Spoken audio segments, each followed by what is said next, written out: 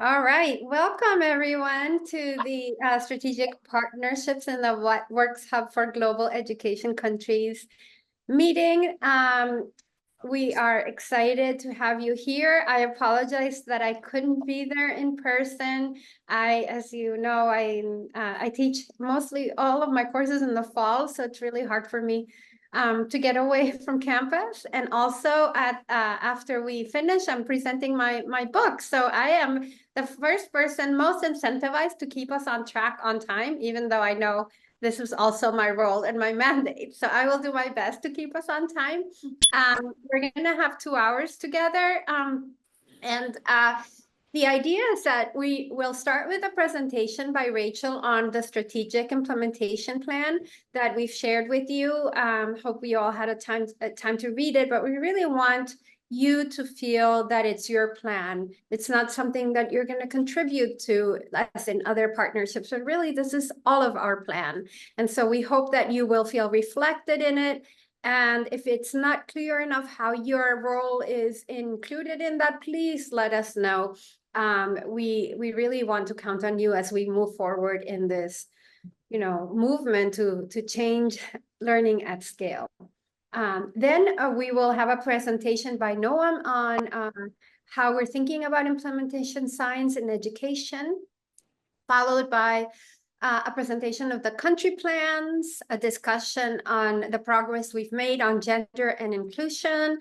And then Michelle will discuss how we're addressing the issue of evidence translation and synthesis collectively with many of your contributions and participation. And then I'll close with 5 to 10 minutes of remarks summarizing our conversation. So with that, I'll hand it over to Rachel. Thank you. Thank you very much, Emiliana, and we're sorry that you can't be here in person, but you're very much there above us, leading us. So thank you for. I like being tall when I can. And I'm just wondering, does everybody know everybody else? I think we maybe need to just do, because we do have some new people, including from our end. So I think everyone knows. Sure, no Angrist, academic director of the What Works Hub. Great to be here together. Okay. Hi, Kate Starla, Senior Research Manager at the Hub. Rebecca Truppen, Senior Policy Manager at the Hub. Tom Drewson, Unison. Vanessa, Education Research Specialist, Unison. Linda Jones, Unison. Maria Brennemeyer, Square. Michael Connery, British Council. Rebecca Dixon, British Council. Amy Bellinger, Learning Generation Initiative. Jimmy Navies, IIEP, Unison. Emily Ford, Program Director at the Hub. Dave Thompson, FCDO Program Responsible Owner for What Works Hub. Ethel DeCral, USAID. Lisa Wellsmith, What Works Hub Project Officer. Kathy Hall, I'm Chief Operating Officer here at the Blavatnik Government. Judith Herbertson, Head of Girls Education Department, FCDO. Danica Moska, Jacobs Foundation.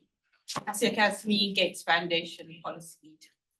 Michelle Kaufman, Head of Evidence Translation.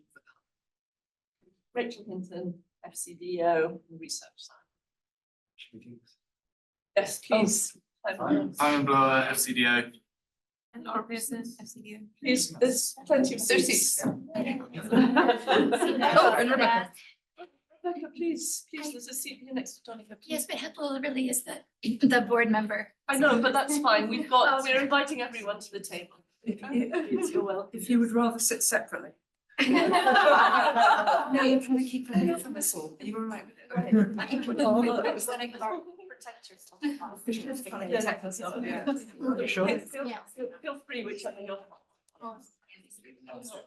I'm Stefan. from the. I'll sit here. I will have to leave soon, so. Wonderful. So I think, and I don't know where our timekeeper is. We also have a timekeeper coming in a minute.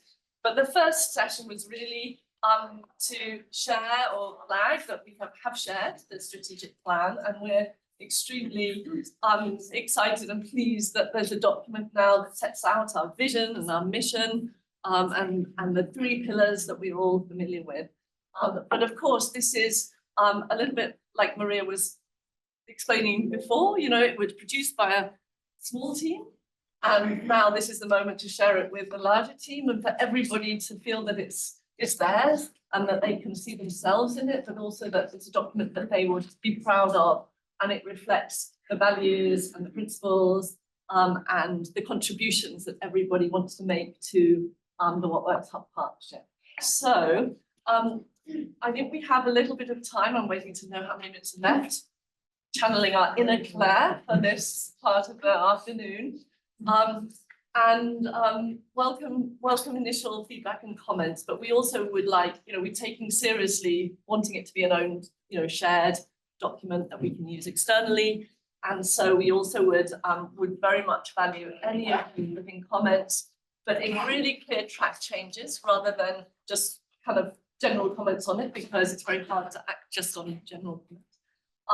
By the 11th of October, so that I know you've all got ideas and thoughts already, but giving you a little bit more time after the meeting itself to give input. So I open it up to anybody who's bold and brave enough to to give pause, and also a huge shout out to Noam and Michelle and the team, and particularly Rachel Carrigan, I think, who was particularly instrumental in getting this together. Okay, I'm being bold. Three things. I think first one is your goal about able to read a basic paragraph. As a mathematics teacher of long-standing, 12 years I was, and also something because of the lack of all the evidence being behind in numeracy than in literacy. I think it'd be really good to see something about numeracy there. The second thing, I think in terms of impact and outcome and intermediate outcomes, the conversations that we were holding this morning about a thematic focus, like what is the 3 or 4 really key areas that you can coordinate around, you can convene around. And if you don't have that, you have 1,000 flowers, maybe tiny bits blooming, few of them. Whereas if you have a focus and you lean into that focus, and the progress report you're going to write at the end of the year is going to be able to be a lot more powerful. And I think that the last bit on the activities side, we're not seeing enough representation there about the Global South and how they're going to be leading and contributing. One of the visions that the Gates Foundation has much more across all of our proximate partners, but in education in particular, and I think on this point I can speak for Ben as well, is that we want to see a much more elevation of the Global South partners.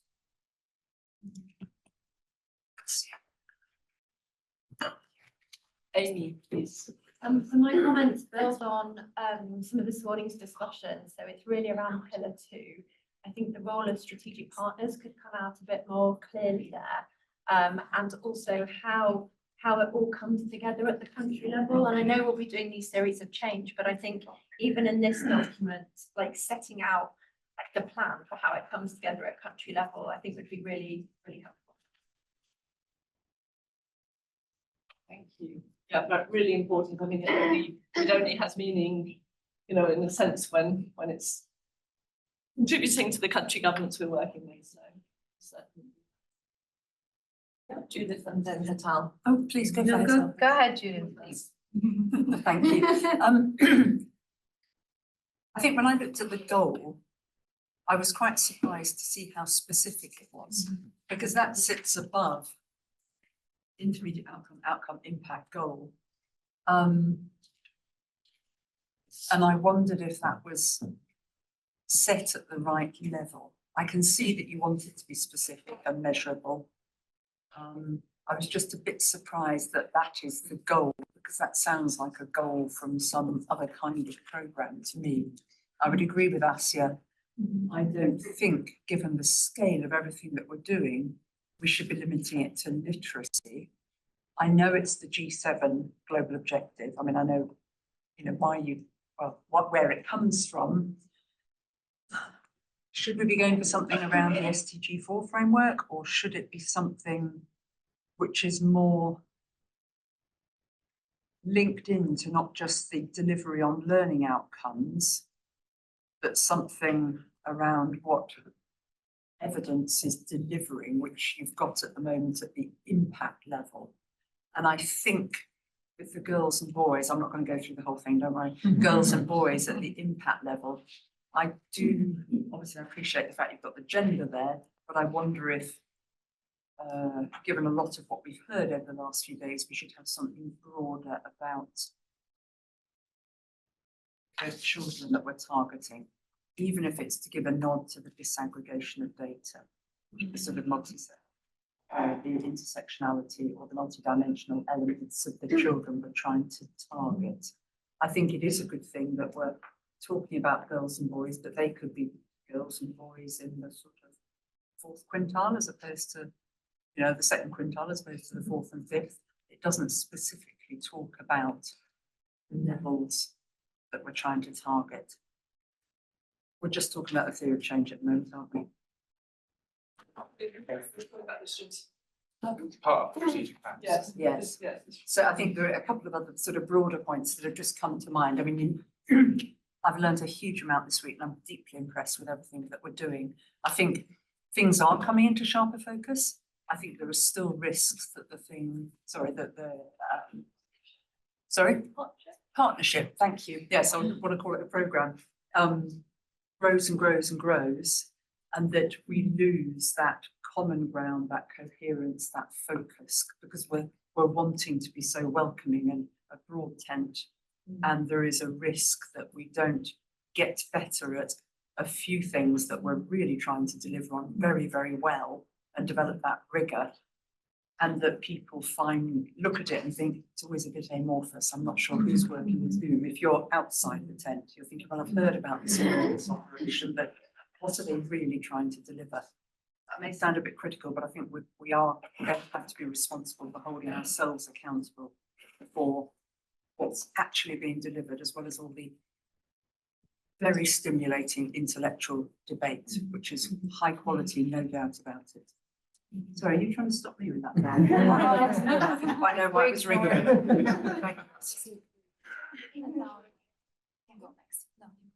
Go ahead, I'm actually now ruminating on Judith's comment, because if you housed something I was maybe trying to articulate in the goal and yeah.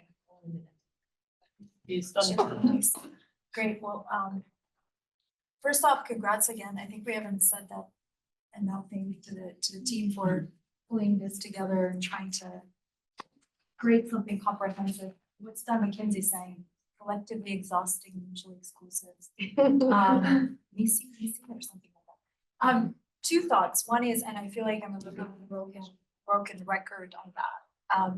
I think we need, and this is a great opportunity for that, to clarify for ourselves what we are. Are we a kind of loosely associated network of partners who are broadly aligned to this goal? Or are we a more intentional set of partners who have identified a set of things that we hold ourselves accountable to? Because the way that we act and the way that we do things are vastly different. I think we're in the former now. We are doing the things that we're doing at a country level and globally. Even the goal itself, I mean, we all have our individual missions that are slightly different from this. Is there a scenario in which we can get to the latter, which means we do fewer things, but we do them well, and we actually have a structure in place that allows us to do that? I would be okay with the former if that's what we collectively decide, but I think we're somewhere in between now, and we need us to decide which of these things we are. Thank you. I mean, certainly that's really, really helpful, and I think you're right, we're somewhere between the two, and I think the whole point of a strategic partnership board is to look at, okay, so what do we need to do to get from where we are now, and actually that vision of being an intentional partnership where we're all holding each other to account and we're collectively contributing to this bigger theory of change, and getting the statements really clear and crisp and right and sufficiently broad, we think, but also sufficiently specific is, I think, the mission now. And we're not only looking at, obviously the theory of change is part of the strategic plan, but we also need the language and the way we present ourselves in the strategic plan to be really clear around which of those two things we are. And certainly the way that it has been born through the 4 or 5 years of discussions to date was very much wanting to having ambition for the latter and having that intentional partnership where, as we said this morning, a little bit like GPE created that platform for alignment behind a government lead in programming, that this is the opportunity and the moment we feel after the 5 years of RISE and all of the other initiatives that have come in the other agencies, we feel we're mature enough. You know, when we started RISE, we didn't have enough evidence to say, let's really focus on evidence uptake. We now feel we're mature enough as a sector to say we do have that body of knowledge, but what we now don't have is harmonization around how we communicate that with governments, nor harmonization around whether we're genuinely producing evidence that governments want, or whether we're producing evidence that suits our northern academics because there's places they've lived, worked, or have partnerships with already. And so this is a really ambitious, look at, mission to try and achieve that kind of harmonization around it. So the question is, are these activities that we have, and thanks to the team and Simon and the MEL team who've been very much part of creating the theory of change, are they the right things to achieve what you're saying there, Donald? You said something really critical. How are we going to deliver those objectives? And I think I want to push on that, who's the we, right? Because I think if we're in the latter picture that Danica portrayed, that's a messier theory of change, but are we willing to go there, right? But doing fewer things, but recognizing it is messier, right? Coordination is not a one-line throughput.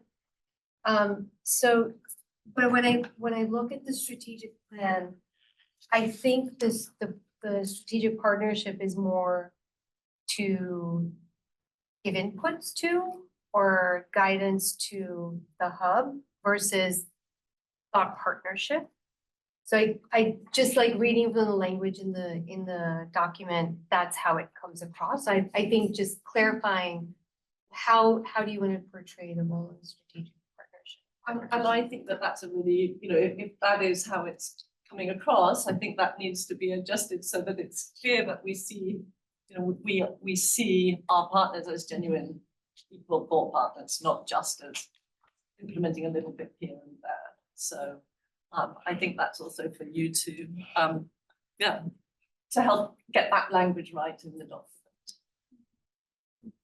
So I mean, really, really, really important and helpful reflections and inputs. But I think we need, it would be great to have some concrete suggestions in getting that language really good, that reflects all of the discussions we've had in the last few days, but particularly the discussions we've had this morning, where people have set out that ambition. So. Yeah. If I may say from here, what one suggestion could be that after today or after this conference ends, not just this meeting, we post a shared kind of document that people can put inputs to or comments or real like track changes so that we get more concrete suggestions. I don't know if is workable. I leave it to the team. Thanks, Miliana. Can I ask Laura, how close are we to the technology hiccups on us trying to create a shared team site where we can post documents for all the strategic partners to access? Yeah, so we've set one up. I can share a link to join it after the meeting. I know that there have been a few teething issues where we've tested it with BSG colleagues. But happy to kind of just test it as a whole community, and then hopefully we can put something on that team so that everyone can live edit. Great. So time frame for when we think that might be. Email out a link during the meeting. Oh, that's a good idea. Real time, live, iterative action. So please, could you get back to Laura if you can't, if you're having troubles getting onto that link, she will, so that we know, and we'll put the document onto that, and then people can access the same live document and put their comments to track change in. Rachel, I just wanted to clarify that my comment wasn't necessarily about broadening the work. I think in fact it's the opposite, really focused. But in terms of broadening the outcome goal is not just on. Yes, and I think your comments, I mean, it sounds to me like, you and Judith's heads together could be quite a good, Yeah. new chance. Yes, please, Martin, and I think then it needs to be the last comment, because I don't know, Emiliana, are you holding us to time? Because I can see we're 6 minutes over. Yes, we did start 5 minutes late, so yes, if there's someone dying to make a comment, if not, we'll move on. Yeah, Martin has had his hand up, so can we take Martin's, Emiliana? I'm gonna have to let him do it, yeah, okay. But be brief, not like the usual Latin American spiel. Yeah, only one comment related to, I think there is still like a tension, I would say, between the idea of generating or creating, adapting evidence, contextualizing evidence, and translating evidence. I still on the document, but also in this theory change, we talk a lot about translating evidence, and I'm not sure it's coherent with the ideas that we're discussing in the morning related contextualizing evidence, adapting the evidence, co-creating. So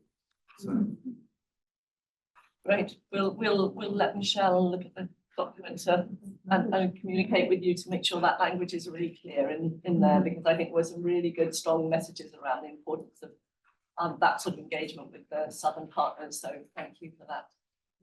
Thank you, Emiliana. Thank you, everyone. Super helpful comments, and I like that we have a concrete step coming out of this conversation. So let me hand over the floor now to Noam to talk about implementation science. Sure. Is there a slide for this? Is that okay? Though everyone has seen the bubbles by now, so. Yeah, this is actually just an opportunity for conversation, because I think actually I don't want to talk it through again too much, because I think everyone has seen it. But if someone would like me to, let me know. I'm happy to talk it through again. Feel free to just flip through, Lucy, just to the full one. Or sorry, I think I just flipped through. So there was some feedback in the last meeting. I think one really important question that came out is this kind of quantitative, qualitative? What's the balance there? So wanted to just actually make a point here. Actually, sorry, this was, do you mind just actually going back one? Yes. Not an empty, but with the whole thing. Oh, sorry. Yes, this one. Yeah, let's stay on this one. Because we want to see effectiveness, we want to see learning at scale. So this is actually meant to be fairly general. It's not meant to be specific to method, actually. So yes, there's some methods that might apply to certain bubbles more than others, but it was actually meant to be fairly general. And so I guess I would actually pose that question back to the group, and where do people think certain strategies work better than others? A reflection we had actually is that the policy plans to practice at scale is one that's quite tricky to get a handle on, and seems particularly important for really thoughtful qualitative work. In addition, the efficacy to policy plan. So we're agnostic on our end in terms of what the right approach is. That we're just saying this is a way of kind of framing our thinking. We have kind of reviewed the evidence and taken stock of what has happened so far in implementation science.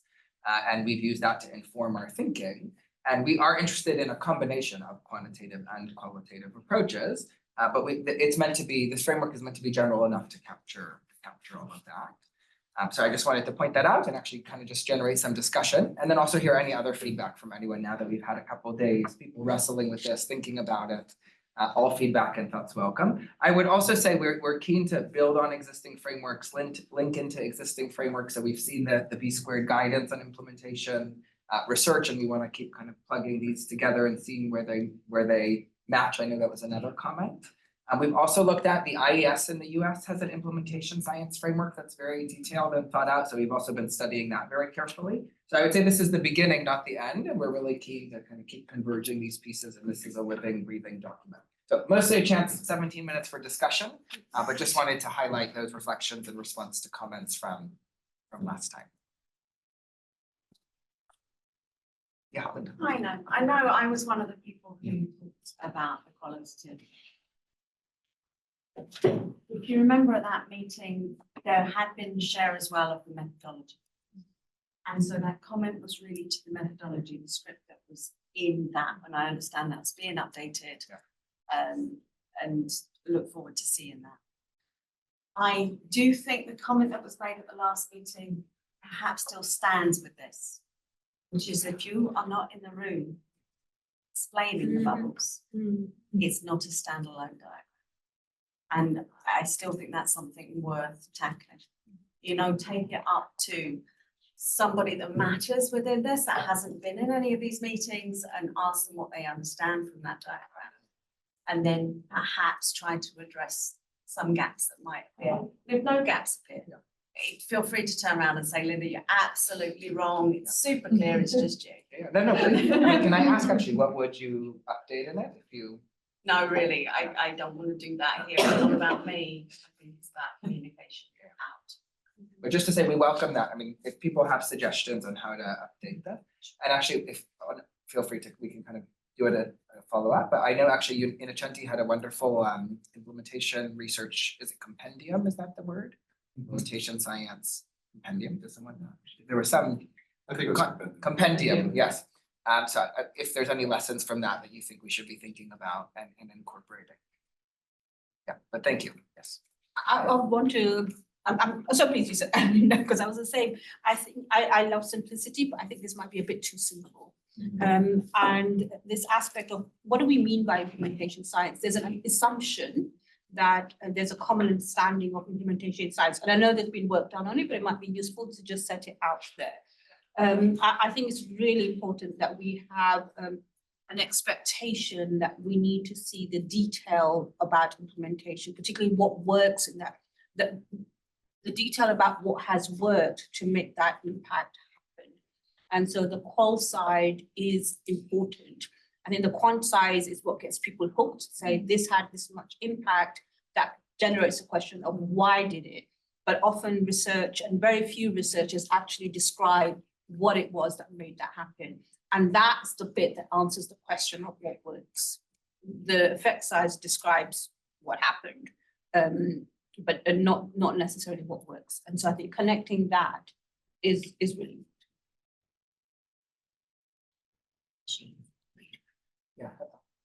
Yeah.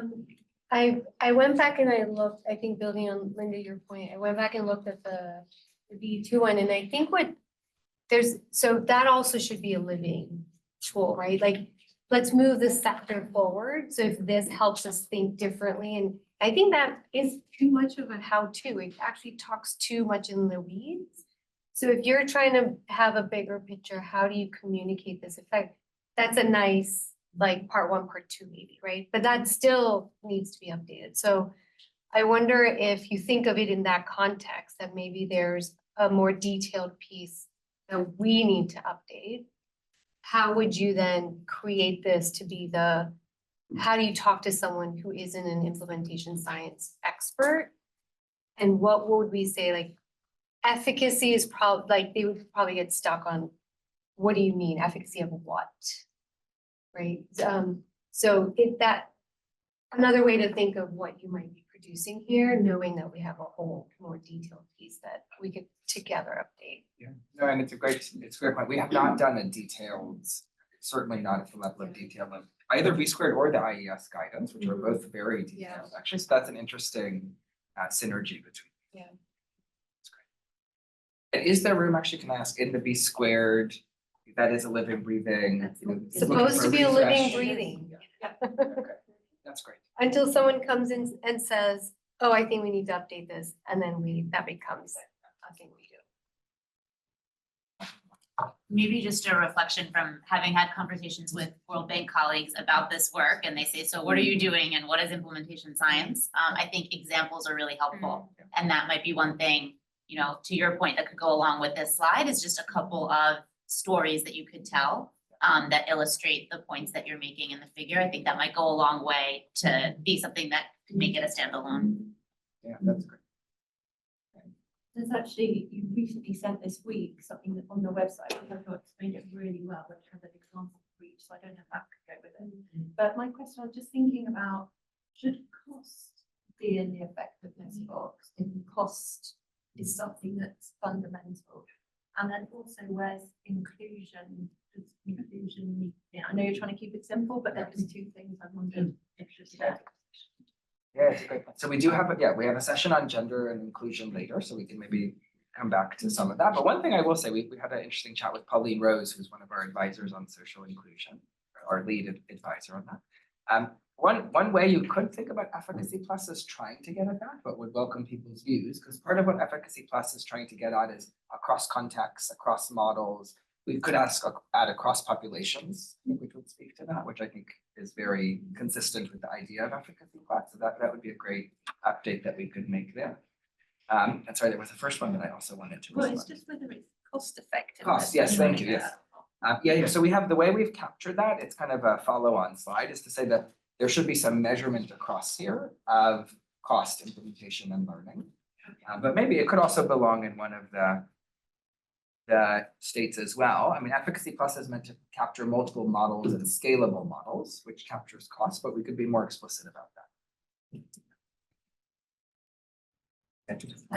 Thank you. I was going to come in on that as well. I mean, I think this implementation science is one of the most important elements of what you're doing. It's great. I like to see it in the strategic plan, and I know I missed the session, but it's just so central and new, I think, and you could be a real sort of force leader on this. The cost point bothers me. I mean, it's just something I'm thinking about. I've talked about it all week. I know, I'm sorry, but the cost effectiveness. That is about the cost, it's about the impact, it's about choosing the right target group. Because, I mean, I don't really need to explain that to anybody in this room, but I think if we're going to talk about the cost of research and then the cost of implementation, that should be built in. I think the research should be bringing out all those numbers rather than just saying, this is what we know could happen, or this is what we know does happen. We should have those numbers built into this somewhere. I know you can't go back and do it all retrospectively, but I think going forward, if it's going to be useful, which I know is exactly the purpose of it all, sits in the theory of change, sits in the strategic plan. In order for all sorts of funders, donors, others to buy into it and say, yes, we want to work with you to use the evidence and to deliver, on through using the implementation science model, this framework, they're going to need to know something about the cost effectiveness, and also if we're trying to then persuade governments to pick it up at scale. And it may well be that the early pilots or the initial rollout could be more expensive, but when it goes to scale, are there economies of scale? Are there cost effectiveness improvements that can be made? And I think if we ignore how much things are going to cost, I'm not saying you're ignoring anything, but I think it needs to be brought out very overtly, just like the gender and inclusion piece. I think it'll make it much richer, and I think it'll make it resonate more. Yeah. Thank you. One of the reasons, actually, I think we would have loved to actually make that final bubble cost effectiveness, actually. I think so. Maybe we Really could. help. Yeah, we could actually make that. One reason we haven't yet, but we could, is in health, we had seen a central frame they use is efficacy to effectiveness as kind of part of the move of implementation science. So we were trying to use a little bit of what was there, and that was kind of a term and a jump that was referenced there, but we can innovate on that. That would be, we could either add cost in just final bubble and say cost effectiveness. Another way to also interpret it is in the Efficacy Plus bubble as well, though it's actually everywhere in a sense. It's in how to make a policy plan happen in practice, is making it cheap and doable. In Efficacy Plus, it's about cost effective models. So it is there implicit, but we should bring it out explicitly. And it doesn't just necessarily mean cheap. You know that, but it's about if we're going to help rural children with disabilities who are in a certain community that's very difficult to persuade or reach with education, how much will it cost? And then if we actually know, people aren't going to kick up when we say this will be the cost of reaching these children. And they say, no, reach the cheapest. I mean, we can't have that argument. But if you can build that in based on the research and the evidence, that would be fantastic. You just said something that it was aha. This is the I do, we do, you do, just with different language. Can you say more? So I do, we do, you do is a model that Room to Read uses. Gates has used a lot. Am I wrong, Asia? Let me say more. Borrowed from USAID. Borrowed from USA, look at that. So I do is, I'm doing a pilot. Let's show that it works. That's efficacy. Efficacy plus is we do. Let's show that it works when we do it in the government system. And you do is you're doing it at scale by yourself. I'm just TA on the side. And that nomenclature it's easy. Everyone gets it, right? Even in India still, you can go anywhere and they're like, yeah, I do, we do, you do, we do. These schools are in the we do phase. We're waiting to transition to the you do phase.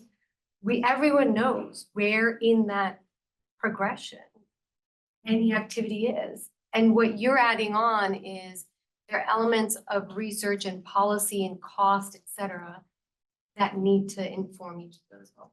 Really interesting. I've heard that frame for the pedagogy in the classroom, but not for scaling, so that's really interesting. Yeah. Are you sure I was gonna say it? There's the pedagogy in the classroom that came from, but I think it's a really, made me drop pennies in my head as well, what you said. Because when we did the learning at scale study for literacy, 8 effective programs, none of them were through government systems. It was all I do and funded by others. We're now shifting to what does it mean to scale through government systems, which is where some of the work that we're doing now is. And I forget the phrase, but it's something about the diffusion, or the take up, the scaffolded take up, where you're working within government systems and your support is to actually extract yourself. Yeah. It's not something we just say because it's a nice thing to say. You're designing yourself out of this, right? And it goes to sustainability.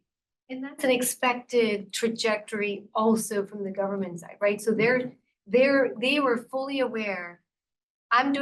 You're doing this teacher training in 3 months. I'm doing it. I am taking this over, right? So it was such an easy way, and school still, you can have any district officer who's like, yeah, I'm in a we do school. And what does that mean? And all for simple frameworks that are easy and catchy and capture, so that's great actually. Is that in the current B squared guidance or? No, No, see okay, that it's very much in the weeds. So that like bigger framing, that's not I'm trying to see the time, but I actually can't because the glare of the light is actually hitting it. Oh, no, it's 4 minutes. Yeah. Thank you, yes. Just So we have time for probably a couple more comments or quibbles or questions, edits. These are, thank you, by the way, everyone, really concrete, really helpful. I can see how we can capture some of this, so this is really helpful. Well, I mean, if we have 4 minutes, if you Yeah. want us to keep talking. We're good at that.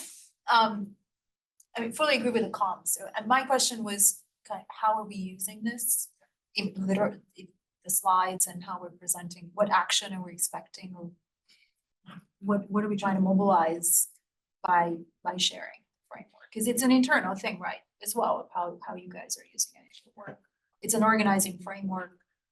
Is there, what I'm hearing from others too, is how are we putting it out into the world in ways that can be easily understood? And I like that framework from head out. Also, I was thinking of even putting questions of what are you trying to achieve with this, or what's the point, what's the purpose of focusing on these different bubbles could be quite useful. And the other thing made me think what you two said is that also, which I'm not sure of the implementation science, because when you put implementation science, it actually, I think this is even broader as a conceptual framework of how you go from this to that, from A to Z in terms of the scaling process of what you're describing at all. So I guess going back to how you plan to use it dictates a little bit of the form that it may take for consumption outside of this group. Yeah. And would be keen to hear from everyone how you could see it being used or where you see it not being useful. So wanting to download the brain trust here. I would say a few things so far where it's been helpful, because I think this is true with every framework. How does it actually help us and kind of get us to do things better or differently?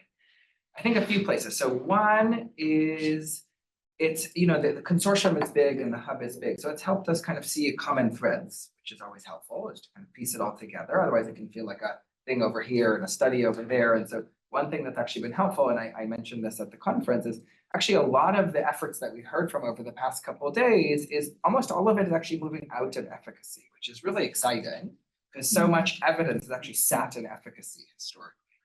And so it kind of clarifies some of that and motivates some of that and helps us kind of be clear and focused on that. That's one area where it's been helpful to draw the connections and be clear on our focus.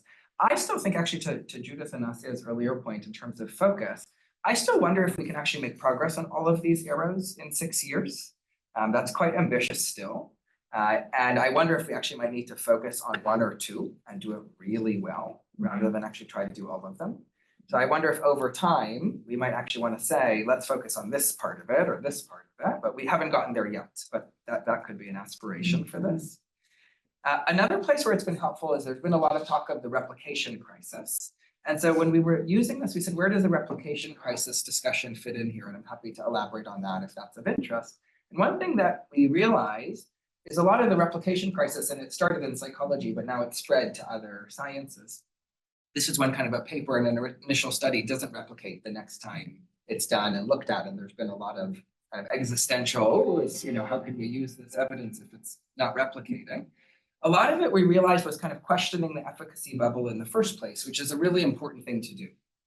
But actually a lot of the hub's efforts for now have actually not done that. They've kind of been encouraging us to move between these bubbles rather than question efficacy in the first place. Now, maybe that's something we should be doing, but it just helped us situate that discussion in the sector around the replication crisis. Where does that fit in here? And I could go on. There's things like that it's been helpful for, and would love to hear from other people in 27 seconds. If anyone has other thoughts. Could we start closing this conversation just because of time? Sure, yes. Emiliana, there was just one more from Maria, and then I think we're good, yeah. If Right. that's okay, yes, thank you. Yeah, Maria, go ahead. I Thanks. just had a quick question with regard to like indicators. Would it be possible, and I'm not sure if I missed it, I may have missed it, to get like the indicators that the project is held accountable against? Because I think that might also help us as a team to know kind of, you know, what we're all jointly actually. Yeah, it's a great point. So the theory of change is a key Right. piece, but maybe Simon, do you want to add anything? We have a log frame, it's Yeah. not That's what I was uploaded, wondering. usually the log frame for the FCPO part of the program, it's usually uploaded. The latest one is not yet uploaded, but we can share it with all of you, there might be a few. You've got ours, it's just. And it builds on the theory of change. The log frame is informed by the theory of change. But thank you, everyone. I'll pass back to Emiliana. Really rich, great suggestions, very concrete, really thought-provoking. Thank you. Living, breathing, so to be continued. Thank you, Noam and everyone. Yeah, it's a very rich discussion. Now let's turn to Rachel for the country plans. Great. Well, I'm going to be doing this with a partner in crime here, Asia Kesby, who's been a thought leader in the program as well. And what we want to get from this session is really trying to get tangible, because everyone said, you know, this can't be everything to everyone. And we've got the country visits coming up where we're going to really drill down on what we actually want to deliver in each country and what does success look like. Is it a reform? Is it a change in policy? Is it more investment for something? What are those in 5 years' time? What does success look like in a very tangible way? Is it setting up an evidence lab? You know, what are both the institutional change we want in that country plus any policy change? And then hopefully think about all our efforts getting to that point. And obviously we know we won't have successes in all of it, particularly because it's so dependent on politics, but in the hope that we can identify the champions and spoilers in that pathway.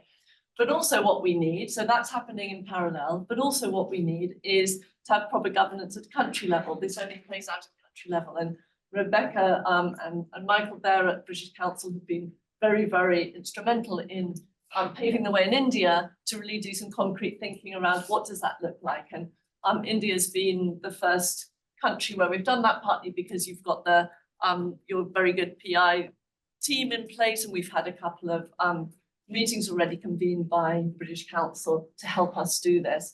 And so over to Asia to help us think about the other countries, how can we learn from what India's done so far? And what are the outstanding questions?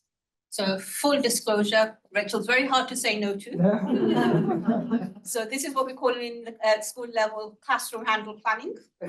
What am I going to talk about? So I'm going to critique or give some reflections on what the country plans are. So what you have on the left-hand side, and my interpretation of what the What Works Hub plans are. At the left-hand side, you have the country level research, think tank and organizations combined with the global level agenda. And I think we should be upfront about how influential the global agenda is on what happens at the country level and some of the pushback from the country level on the global agenda. We sometimes pretend we are just doing what the country wants, when actually, when funders are talking about certain issues, they're the ones that come up. So I think it's really important that there is work done to bring to a common consensus on key points. So you'll hear things, obviously, we're on foundational literacy and numeracy, there'll be the social and emotional side, there's the climate education, etc. And so how do you think about what are the things that are going to make the most difference and how open we are to listening to local voices? They need to be interacting. So you've got the yellows of perhaps some of the actors, the blues of what the government side is. How do we make that cycle happen between the demand and the supply? What is the country government agenda and what is their demand for research? I always go back to when I was teaching that I didn't use research.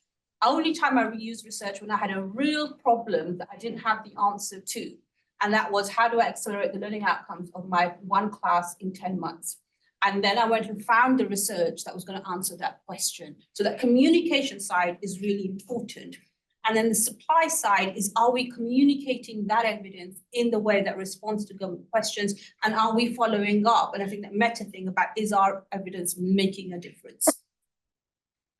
So what we're going to do in the next slide is talk a little bit about what the model in India thus far has been, and then how that might be applicable or not to the other countries, Pakistan, Rwanda, and Tanzania. And these are the core countries for the What Works Hub. And we're going to skip over that because you've just spoke about this, Noam, aspect of what is the connection between the quant work and the qual work is really, really important. If you just have a focus on the RCTs, you're not going to get the next set of questions as to what should the research agenda be. So when I read out some of the problems, some of the issues identified by the midline research in India from our work, what you could have anticipated those were the answers. And so having intelligent questions to start off with is really important. And then taking that forward to say, did it work and how did it work? And that A/B testing, I know that What Works Hub is very sort of focused on that. It's not really new, and schools themselves really lend themselves to A/B testing. You have 2 classes, maybe 2 grade 3 classes, you do A/B, you have schools, etc. But asking intelligent questions on what to A/B on. Sometimes we often know the answer, but we go and spend money on that research anyway. So some of that thinking about what the research questions are at the country level is going to be really important.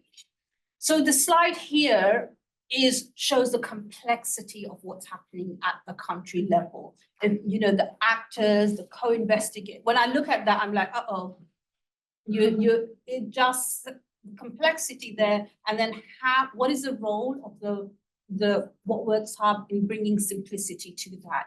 How are you going to communicate? We're a small team of 8 people and we miss each other's, what each other are doing in one team, in one organization. So that focus on how do you make sure that people know what each other are doing and build on each other's work is going to be very key. So the first pillar of evidence synthesis and evidence curation to inform that implementation. The education labs are in different states in India, differ very much. And you have the state level labs and then you have the district level labs. That coherence between the labs there will be important. But then what labs are we talking about? There's some labs that we're funding, there's some labs that are what Works Hub's funding, there'll be other labs there. Are we all actually talking about the same organization, or are we talking about disparate ones? And then having the pillar 3 of that research, responding to government needs, informing policy and importantly practice, and giving information that can be acted on. Now, India is a country that's had a recent national education policy. They put 1.3, they said the national education policy cannot be realized without foundation literacy and numeracy improvement. They put 1.3 billion additional dollars in for textbook development, teacher training development. And so the research questions there are going to be different to a country which is just starting to grapple with the data of we've got a problem here. And it's also a country that has a very advanced ecosystem, right? There are people available to do many of these things. So what I think the proposal, and correct me if I'm wrong, what Works Hub is that there is the secretariat that is serving in India. That secretariat is seen, there's the role for the BSG and FCDO. There's the British Council serving as a convener and a secretariat, and then the strategic partners in the country. And when I look at that, I have a question about who's setting the agenda and what is that agenda and who's executing. And so you have global North organizations and global South organizations, and is there a tension there? And how do we reconcile the tension? And you will have, and we, I should say we will have the most impact if that agenda is being set by the partners in country and that we are critiquing it, not necessarily saying this is what you need to do, but to say, have you thought about this? Or, the evidence says this can improve. So the function of that secretariat of the British Council will be to serve as a secretariat and not serve as the lead. I have witnessed organizations saying they've chosen a particular organization as a secretariat, but because that organization will not take over, it will elevate the local voices. And if we are genuine about equity, we have to be intentional about that. And so, I'd love to see when we go into country that you have local partners who have convened, who have presented their evidence, talking about the problems, addressing the solution, and that top red layer very much in the background. In terms of the working group there, you've got the secretariat with members of the co-chair. How do we ensure that you are actually in the background, not in the driving seat? The role of this secretary, the specialist in the country, the government stakeholders, the What Works Hub, there's a lot of things happening there. And if you don't have a focus on this is the thematic area we want to, these 2-3 thematic areas we want to focus on, you're going to have conversations that are not going to add up too much. So agreeing the focus area in country and agreeing the approach to addressing that, communicating and gathering the evidence will be very important. Thank you very much. As you really well summarised, and a picture at the end there to show and say thank you to our British Council colleagues for convening the meetings that led to the development of that thinking around the country level governance, and really good timing in relation to the theory of change workshops that all been now happening to get to that question that Asia said of, okay, so what in the country, what are the 2 or 3 things that we actually are going to focus on? And then making sure that those meetings, those discussions are all in pursuit of those areas. So are we doing on time? 12 minutes. So we have 12 minutes for discussion. And I don't know, Rebecca, if you or Laura want to say anything around the other conveners in the countries or anything else around whether you agree with Asia's view. If we could go back one slide, that the role of those in red in the country is really to be supporting and listening and standing behind the national needs. Yeah, no, I think that's absolutely right. India's a sort of particular context anyway, but also for the hub, and certainly for our role in it. And some of the feedback that's come back from the organisations partners who've been to the initial meetings, and they value the British Council as a neutral space almost, because so we are sort of not disappearing into the background, if you like, but we're already seen as a sort of an organisation or a platform that allows people to come together without us being an obvious lead or anything like that. You know, we're just creating the space. People are coming in to take it forward. Yeah, I guess I won't say something maybe specific to this India example, but I think just to kind of flag that during the country level workshops that we're planning between now and then, I think India is kind of advanced in some of their thinking that they've done around this, and we hope to use the other workshops to have some of these discussions with in-country stakeholders about kind of what makes sense for them. Like this model might not look the same in Rwanda or Tanzania or Pakistan. I think there's a lot we can learn from this, but I think we kind of want to hear about how does this fit into maybe some of the other structures within country, kind of what makes sense for the number of partners and the type of partners in the other focus countries too. So we hope that we would come up with something for all of the countries that will be similar in some ways in terms of making sure the roles are clear. But yeah, might not all the same, but I think it's a really good thought provoker about how we approach that. One question I have, Marie, come in, and then I have a question, maybe I'll say my question so you can be thinking about it, because I think it's particularly to UNICEF, is how does this link to regional structures? So I think we've got a challenge also around in the ecosystem, there's a lot of other players, and particularly with KIC's regional offices and also Linda, with your regional offices, you know, how would you like to fit in with these country governance structures?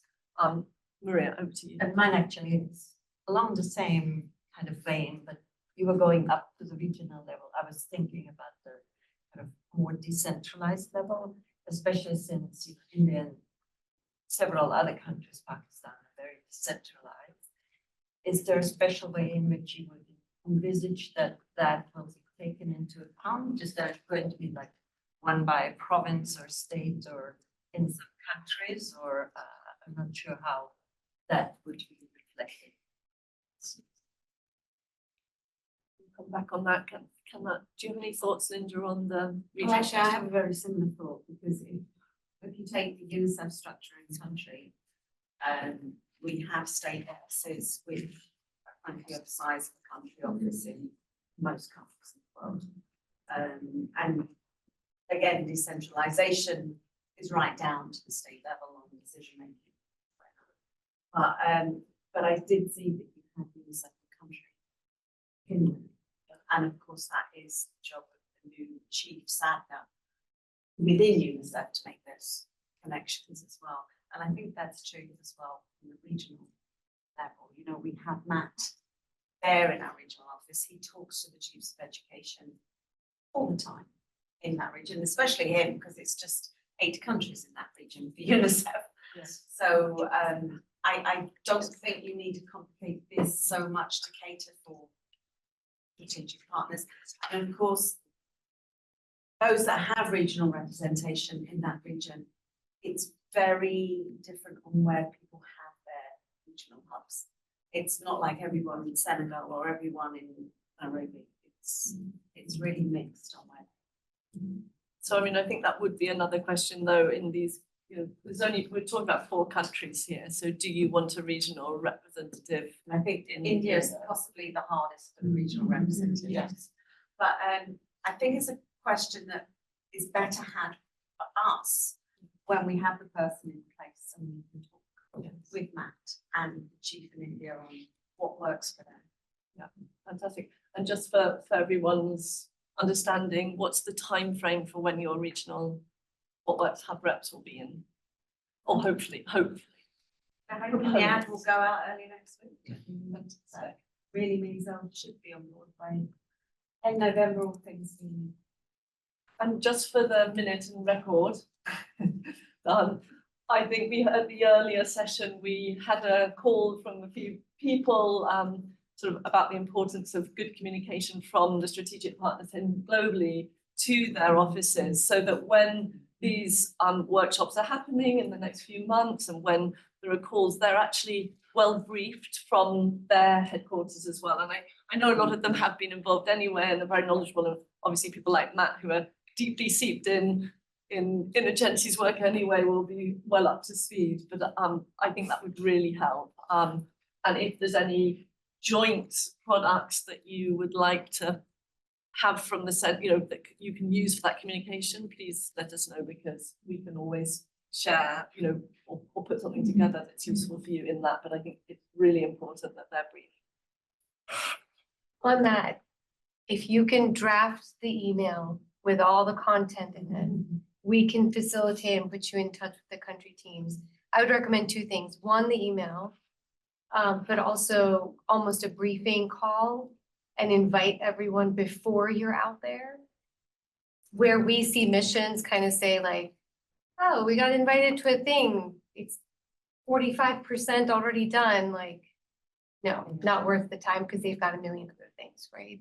So I think there's interest in that collaboration, but I think most simply we can get them in touch with you with an email introducing the hub, what you're doing, and then like a pre-call, just let's talk and what are your objectives, and then you're probably going to get a lot more traction. So I think I'm hearing there's two different things needed actually. One is a generic briefing from headquarters to your offices, and then a separate one which is from the BSG team about the visits in advance to the people that you identify. And I think both of those things are necessary, but they are different. We would not do briefings for our country teams. I think anything you send on, because we've just got too many, right? We can send it on to them, but because you've got 10 of, we've got 60, right? We can, once you create a rapport with those countries. We're only thinking about the key focus countries. Just the 4, okay. Sorry, Judith, and then Donica. Thank you. I think also it's what we've discovered from the UK perspective, working with GPE and ECW, is that there was a huge lack of understanding of A, the funding that was going into those organisations from the UK, and B, the fact that they're operating on the ground in countries where we've got viable, embassies, high commissions, and all there's quite a lot of folk, and they just didn't know it was happening, including where we have technical experts. And the value we've derived from briefing out to our high commissions and embassies with information about the programmes, certainly when people are coming to visit, and also a degree of, the way that high commissioners or ambassadors can use that information helpfully to have informed conversations. I know not everybody's got political representation on the ground, but presumably your heads of organisations or your senior representatives, they can really help amplify the messaging and help join up on some of the policy perspectives. That's just responding to what we were talking about there. On this, can I, was it Rebecca? Forgive me, yes. You talked about the British Council being appreciated as a convener, as a neutral space. For India, that was what came back, yes. That could be the same in other countries. Why do we need a neutral space? What is it that the hub needs the neutral space for? Or is it the fact that, I think it might go back to something Asia said, is it something about the way it's being projected or the sense of leadership? This is not personal, but is it seen as political in some way? I think it's specific to India that everything's political. Yes. And yes. in our experience of the work that we've been doing, there are very clear sensitivities with the government around outsiders coming in and saying what should be done in education, even down to the level of what research is saying. So it's just a case of us being able to guide through our knowledge, but without necessarily being proactive in the research space. We don't have an angle, Possibly just on this point, this is quite interesting. Why we are a neutral party in all this, we're not an organisation focused on research like everyone else who's involved in the strategic partnership. We have no mission objectives in relation to the development of education policy in India at all. So when we're acting, or any of the other countries, unless it's in relation to the English language. So we are a neutral party in this. And in many of these countries, we're sort of acting with the FCDO and as part of that family, because we actually have the relationships with that wider education sector that others may not have because of our record in implementation over many decades. I think that goes back to a really important sort of political economy point, particularly in India, because we're not delivering, there in terms of odour and huge sensitivities, of course, not for us, but for India more broadly. And that's why it's so important we're linked up with high commissions and embassies, because that could cause problems if we aren't triangulated in that way. But it also speaks really well to the British Council's role.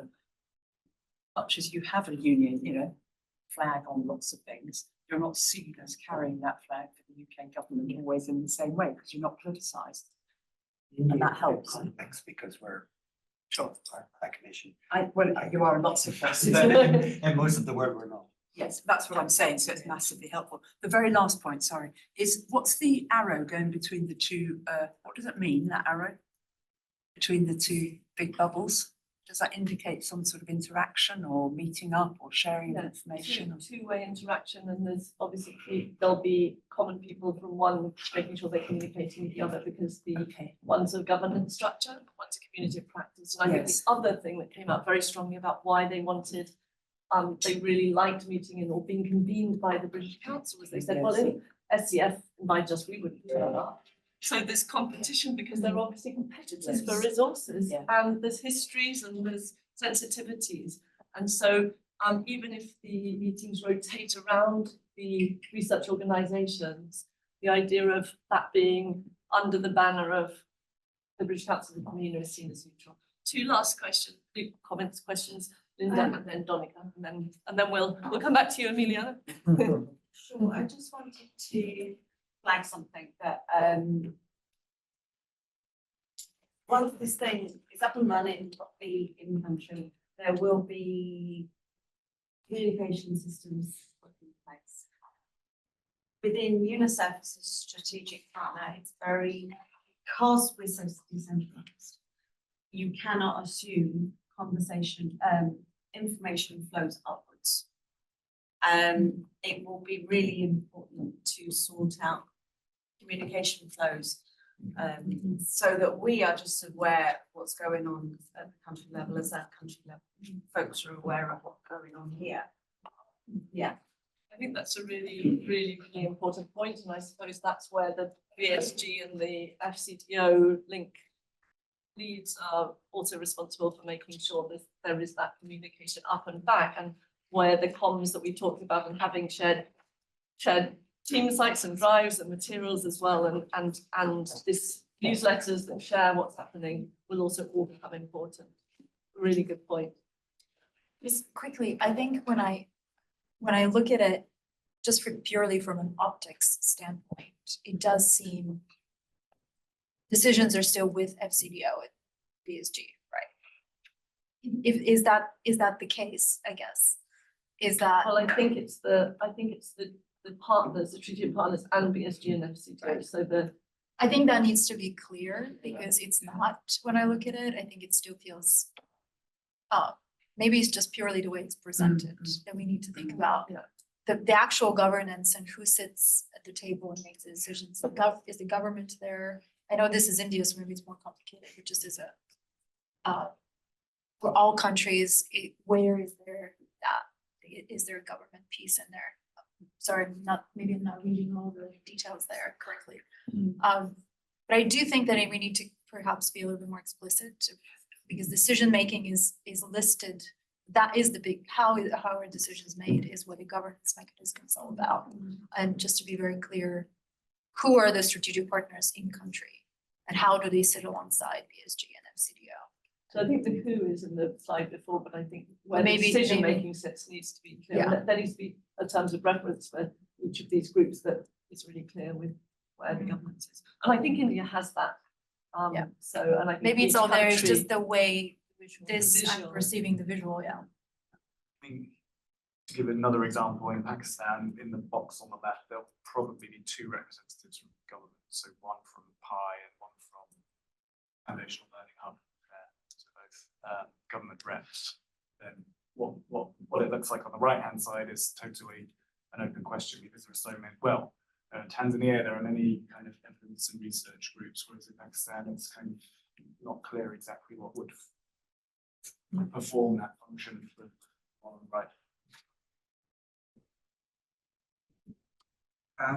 Maybe I don't want to throw a wrench into things, but I think maybe the word governance is maybe also strong, because I see this as more a way of just kind of having clear, coherent communication. Governance is kind of a strong term. Who's making Governance of financial, what? who's making Yeah. financial decisions of allocation of resources? Is that still at the country level? It's written there, it's absolutely about governance. Please, let's get this right at the beginning, because I'm dealing with an absolute debacle in another organisation which will remain unnamed because it wasn't defined at the outset. So it's super important, this slide. And I think you're saying there, manage and allocate budgets. That's what. Well, you've my got in that question is left who hand decides on money Yeah, and how it's exactly. allocated? And now I'm reading that as FCDO and USG. No, well, Okay. so it's not the round unit, but. If that's not correct, I that's would for the suggest board, we isn't it? correct that. Yeah. Yeah, let's to be revisited. Yeah. I think just the basic principle is that's the one that says strategic implementation with blue bit on the left. Is just trying to include people from the organizations that have signed agreements with the hub in some kind. I suppose they are official partners of the hub, whereas I think that the one on the right is trying to incorporate the wider ecosystem. So obviously it will look different in other countries. Again, India's always this unusual example. But yeah. Thank you very, very much for the work from the British Council and the India team. Thank you to Asia for so eloquently explaining the complexity of this in the country, and for all the really rich comments that we will take away. Thank you, Emiliana. Thank you. Yes, I just want to reiterate, yeah, this was very helpful. The comments and sort of the questions, I think, will help refine the presentation as well as the work. So thank you. I think Lucy is next with gender and inclusion. I'm like, oh, I'm not gonna present. Okay, if you're wondering why I am talking about Jessie, Rachel is very hard to say no to. I was the evidence lead on the Girls Education Challenge before I came, yes, where I also and where I first met Simon. So I will draw from that. That is my only qualification to talk about this, but thank you to FCDO for having such an aggressive and a bold gender and social inclusion framework that you really drilled down into projects. I think they are doing slides, sorry. Well, we get the slides up. I just want to, I'm looking at the time and it's, I guess, 3:48 for you? Yeah. And so we should end at 4:30 p.m. So we have about 40 minutes left. Sorry, 40. My math is not great right now. So, and we have 2 presentations, and in closing, I can do it very quickly. So how about 20 minutes for this one and 20 for the next? Would that work? And I think Kathy's chairing in the room this session as well. Yeah.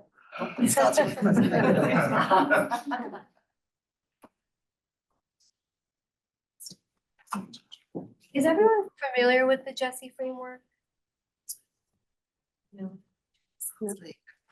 Raise your hand if you know the transformative, aware, transformative, okay, that the World Health Jeffrey, okay, if you, okay, all right. And again, I only know this because we were rightfully steeped in this, in the girls' education. Thank you, FCDO. All right. These are the strategy documents. Take a second to read this because it really is the grounding for how the framework is articulated.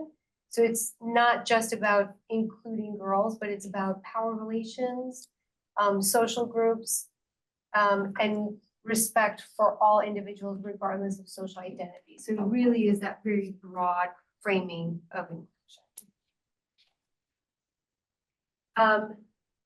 So the framework actually incorporates Jesse, the framework provides a way to incorporate it into the programs.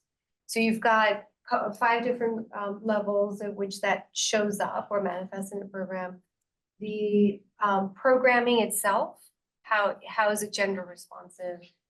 Do you have disaggregated data, but also is it inclusive of all students?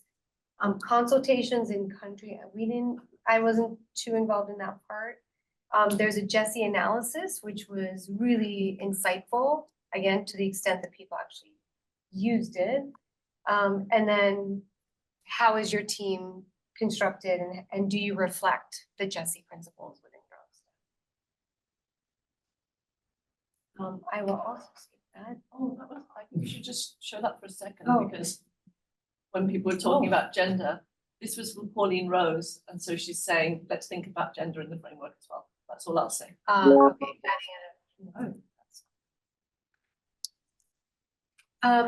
So these are the questions that you ask yourself when you read that framework and you're having to operationalize it. Have you done the Jesse analysis initially? And that, again, when it was done thoroughly and well, can really upend all of your programming principles. So then you can restart and say, we have not done any of these things from the beginning. So really powerful tool. Consulting local stakeholders, again, that was always done, at least on the GEC, as part of the Jesse analysis. Also academic experts, and then incorporating into the theory of change. I think that was the proof in the pudding, to the extent that you could steer the ship into a space where everyone, 1, understood what the barriers were, and then 2, what are the ways that we can actually reframe the program. I don't know what this looks like on the hub, if it's a pre, during, country level, all the levels. So it'd be good to hear. Yeah, this was my job, to actually make sure the data were disaggregated. And we also ended up doing a lot of the intersection, because when you look at the outcomes by these data, that gives you a whole different picture. So it wasn't just saying the minimum, do we have these things done, but rather do we actually look at our outcomes by these parameters. Okay, I'm gonna skip to the activity because I think that's where, and I don't have a printout of. Oh, Okay, yeah. okay, but I don't have the definitions. Do you have the definitions? Yes. Okay. So this is the Jesse framework. On the very left, -1 is it's unequal research, right? So this is a self-reflective tool. Every program in the Girls Education Challenge, I say you know this a lot better than I do, so you should definitely be the one talking about this. I'm just a data person. Unequal research doesn't incorporate Jesse principles at all. And on the very right, transformative research. So in the GEC, it was not just the research, it was in the programming. Now I'm gonna let you jump in and actually, do you have any words to? I think maybe examples would be really helpful. So one of the research, and just background to that, I was leading the Girls Education Challenge for 3 years with PwC. So it's 3 examples of research, which I think is really worth thinking about. One of our EdTech research programs said father of boys were twice as likely to use the EdTech product than the father of girls. Now that says a lot about how the research was designed and how the research findings can be used. And it says that, they were looking at 0.2 or 0.3 of when designing that research. Another one is that we often talk about structured pedagogy as if it's a thing that's going to work and it's going to work for everyone. One of our programmers talked about in teacher training, and this was in India, female teachers were less likely to speak up than male teachers.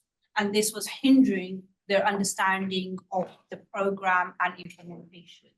And so they took action to have training that was gender disaggregated. So you'd have females and males treated differently. And that might not be an outcome that's desired, or we might, say, why is there gender segregated training?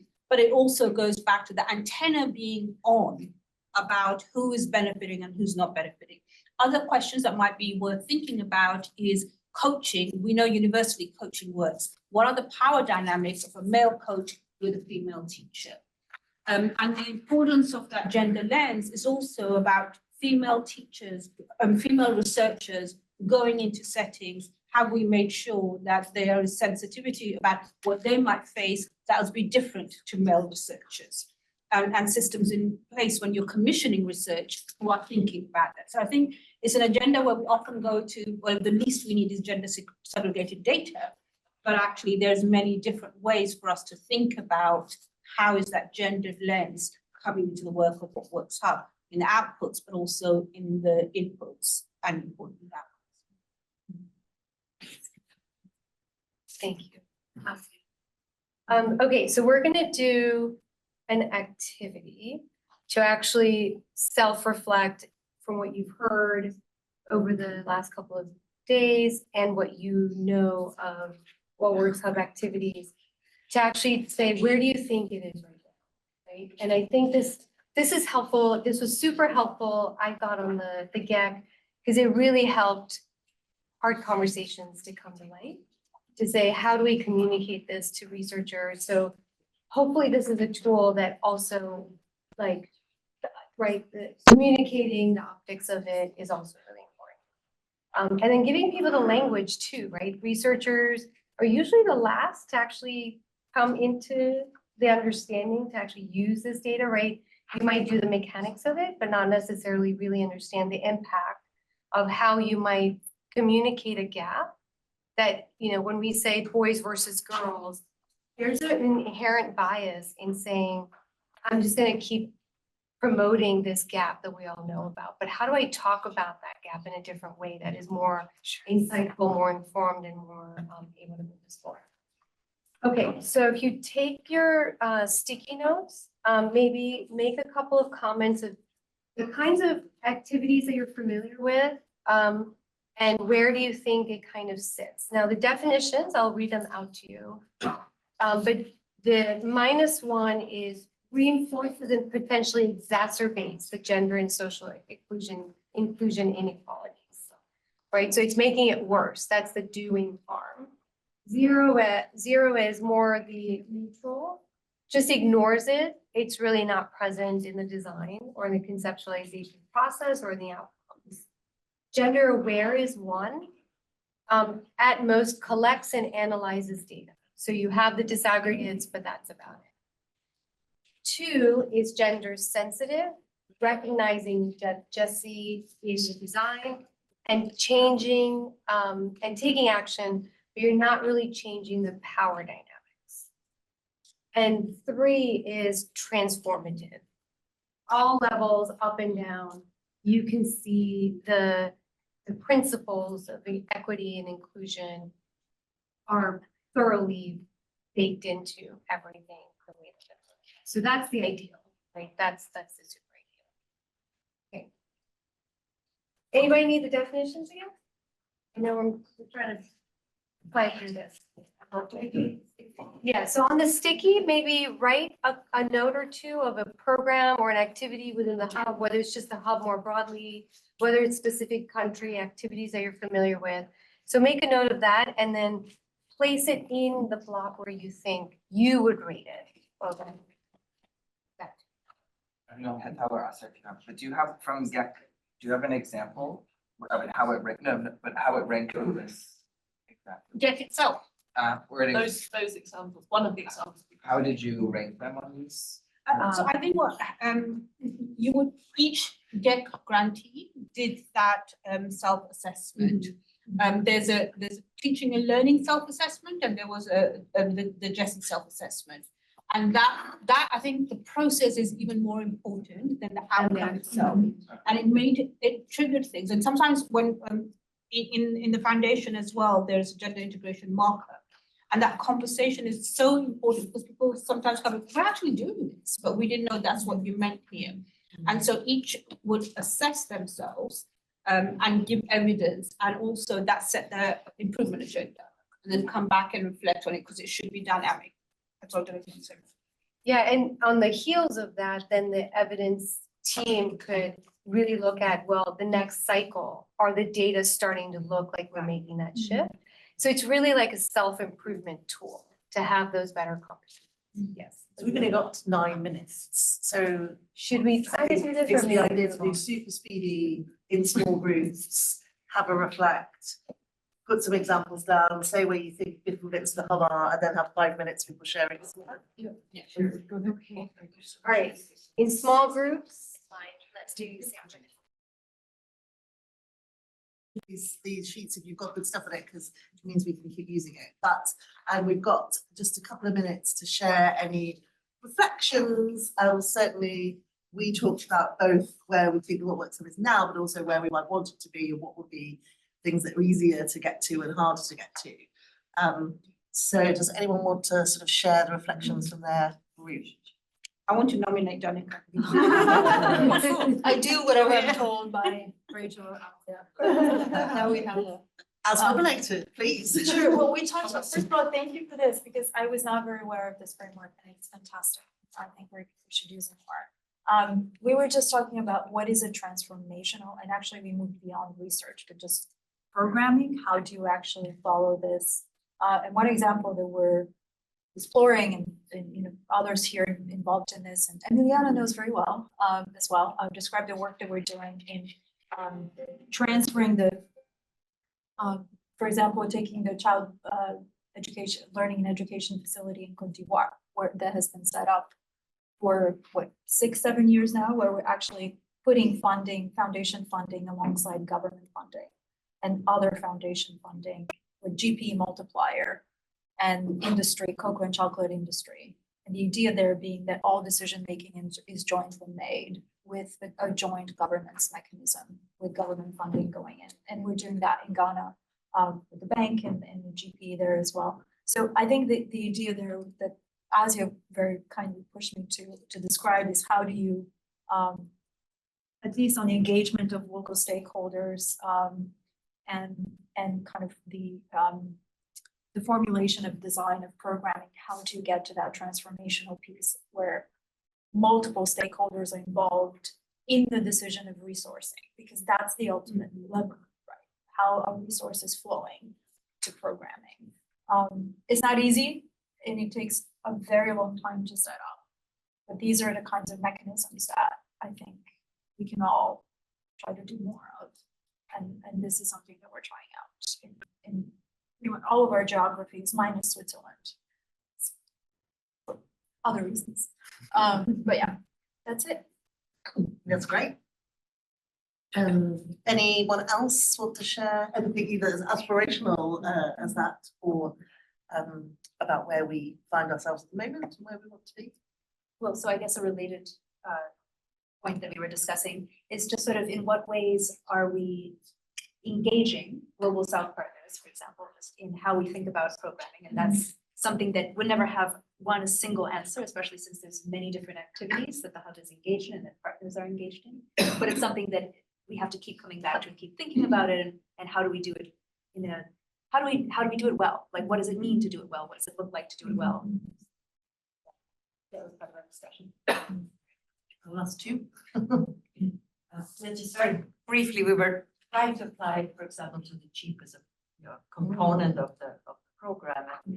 And we said it's perhaps a little bit more difficult to say something is really transformational as a research project. It's possible. But we felt that as a publication, it probably definitely wasn't transformative, and we had relatively little about gender in the report, mostly because of what we found in the literature. And also kind of on the dissemination, we have no control who, for example, from the government comes to the meetings, and most of them are all male. So, so I think in terms of the program overall, it doesn't look very much on the right side of this chart. But we are creating a separate report on equity and gender. I think that one hopefully will be very much here. Now, the panel is very mixed. Definitely pay attention to that. Excellent modeling of self-aware, honest feedback. Yeah, I mean, we just discussed some research we've been doing together on the middle tier, and I guess at the moment it feels like it's Jessie aware, because we've done a literature review on the middle tier and we looked for gender research, and there's really very, very little. So the next stage would be then centering the research on gender and power dynamics at the middle tier. Not just gender, actually, any kind of inclusion dynamics, because I think that is where you get a lot of power dynamics coming from school. So that's how we would shift it, and to make it transformative, we then hold policy dialogue or, discussions to kind of bring it to life to encourage.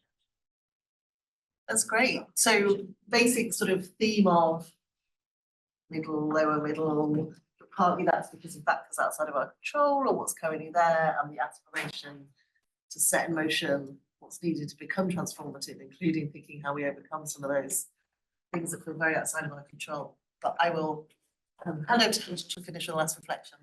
I will just add a self-reflection, because we did an entire internal review of a lot of our studies and found that where we included marginalized groups, so people with disabilities, especially, we tended to only do that when we were studying. We were doing a study on disabilities. So what we're realizing now is, yes, that's a start. So I put those kind of studies more in the Jessie aware, because they're overall, we're not doing a great job in all studies, regardless of the topic, that they are inclusive. A really exciting and helpful framework to help us think about how to move. All Thank right. Yes, thank you for this great discussion, and I love the activity, even if I couldn't directly participate, but hearing your enthusiasm and your engagement. So now I'll turn it over to Michelle Kaffenberger, who's going to present the evidence translation and synthesis work. Yes, thanks. And I do have slides, which I'll need because I'm showing graphs. My only work is to make it quicker. Oh, I'm sorry. But I will give the background while they're getting the slides up. So we did a survey. You all should have received it. I hope that you all sent it on to your country offices, because that was our request. And it was a survey, and I'm just gonna stand because we've been sitting for so long. It was a survey for research, synthesis, and evidence translation topics that are priorities, because we want our synthesis and evidence translation, but we realized the topics are the same, so we added research onto it also, to be demand-driven and responsive to the needs of the sector.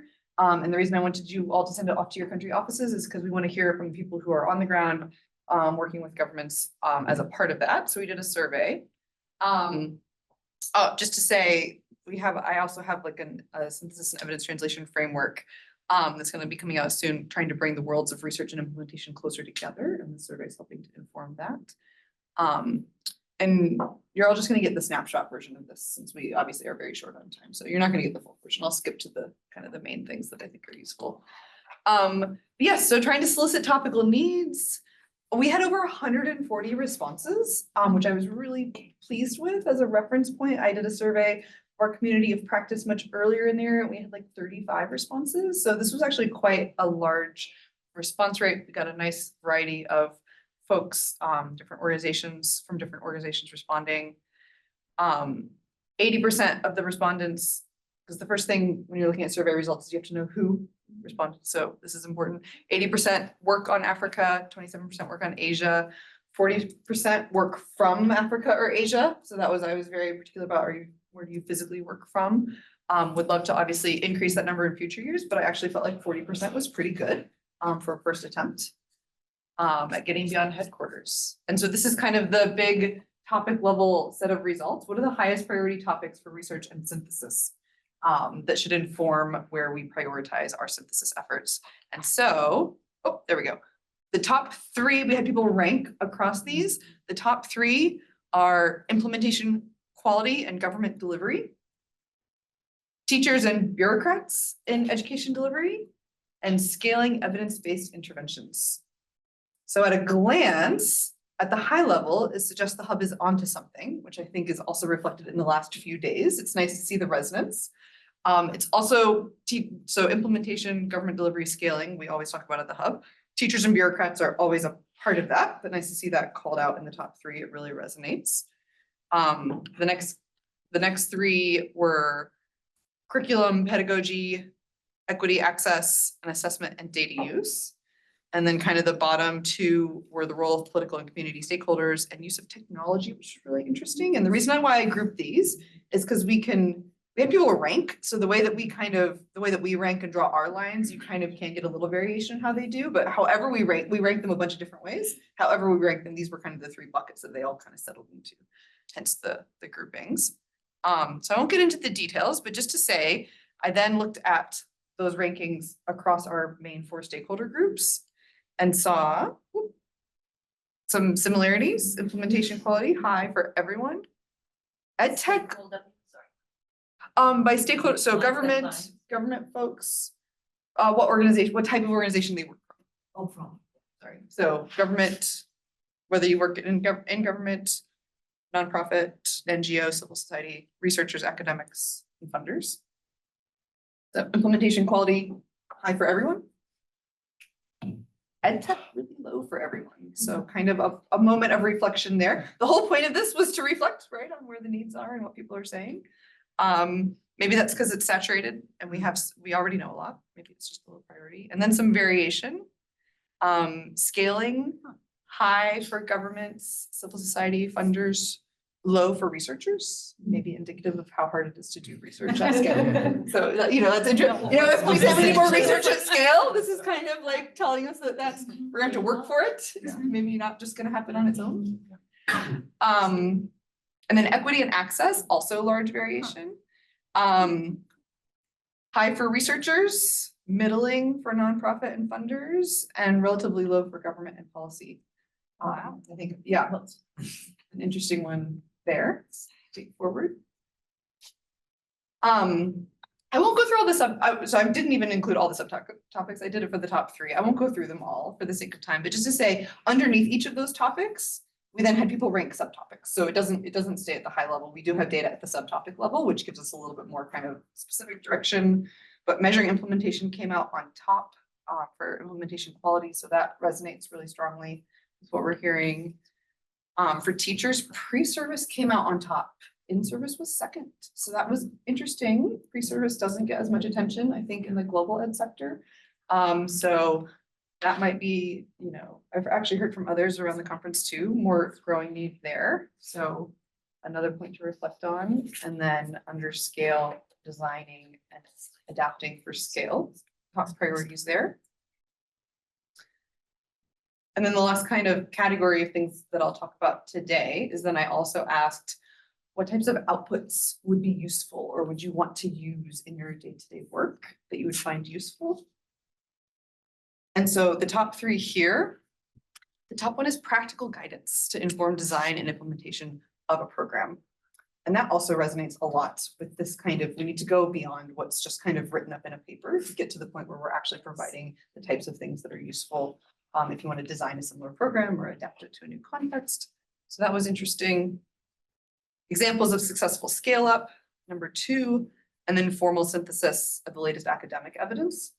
And so I take each of those 3 is actually quite different, quite distinct. So it's showing kind of quite different separate streams of things that people are saying that they need or would make use of. Interesting variation again across groups. Practical guidance is high for everyone. So that's really resonating across groups. Examples of success, bottom priority for government. Like, nope, I don't want to know what's happening elsewhere. I like to do my own thing. Thank you very much. Really high for nonprofit and really high for funders though. Examples of success.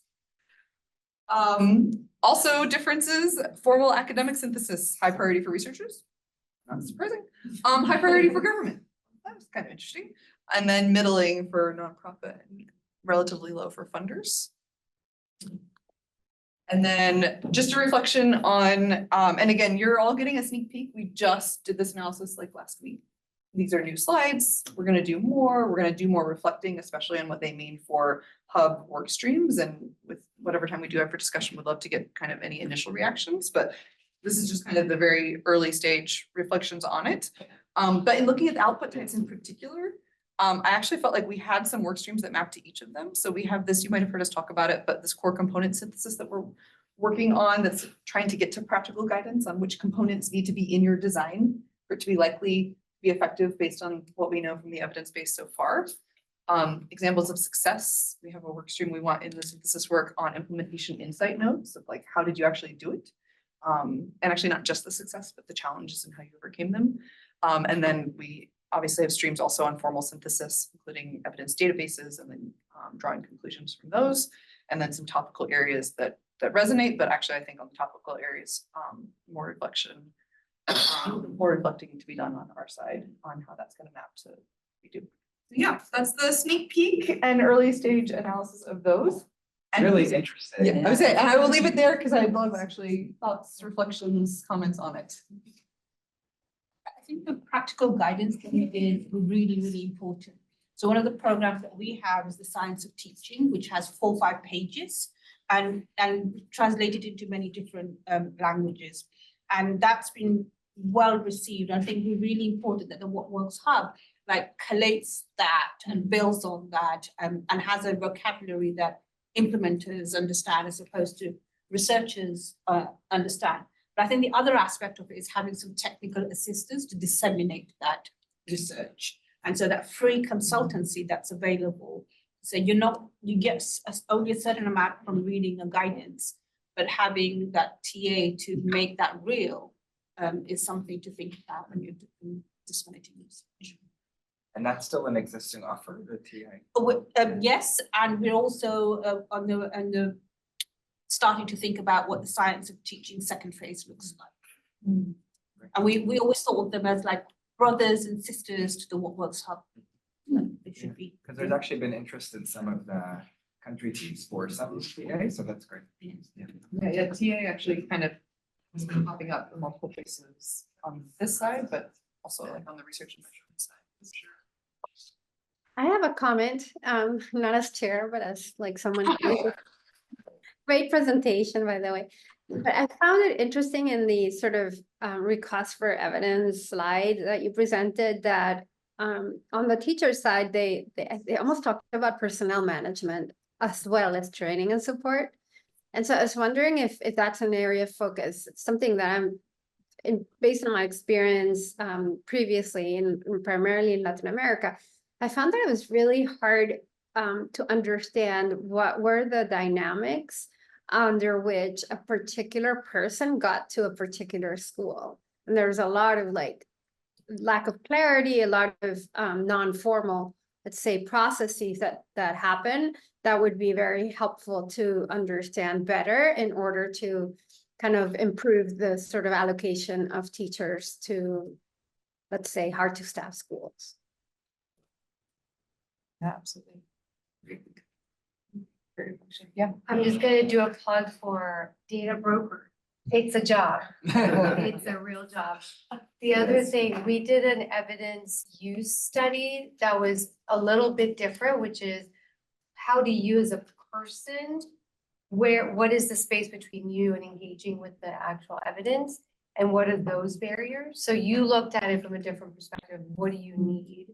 So I wonder if together there's some really interesting things we can, and that was about 150 people. Let's have those results. Yeah, Rebecca, that was deliverable. And to take it a step forward, the code is going to do some a similar kind of exercise, but at a country level, right? So just taking this a little bit further and Yeah, because we have broad ideas, but now it's really like, what are those concrete barriers and challenges and the tools, but also the how and what people need to then use those tools. I'll also say, a a couple things. So one is I had a lot of open-ended boxes in there too, where like we let people add in comments, like, is there a topic that's not on here or a subtopic that's not on here? You wanna have there, and then a couple open-ended questions. And just actually a reflection on the survey itself. On some of those open-ended questions, we had like 80+ responses. I mean, those are the ones people skip past immediately to finish the survey. 80+ responses. And at the end of the survey, I had just an open-ended, like, is there anything else that you want to tell us? You know, feel free comment box. And we're gonna analyze all those. So in the next version of this, we'll have some more of that kind of qualitative data. But looking through them, there are multiple responses of people saying things like, thank you for doing this. This was so needed. I really appreciate that you took the trouble to do this. I just wanted to say that too, because I think these efforts to like understand what people need and where the demand is and things like that actually like really resonated. And it was a moment of reflection for me where you feel like all these people that we sent it to are probably thinking like, oh, they're the one they're like up doing their own thing, they're in Oxford, whatever. They could just have done their own thing. And instead we actually like stopped and stepped back and said, what do you need? What would be useful? How can we better meet your needs? And so just kind of, I know there are other efforts in the works with USAID and others, but it seemed to really resonate. And so that I think was also a positive outcome of people feeling heard as a result of actually the survey process. It was quite a fun survey to fill out. Excellent. I'm so glad to hear that.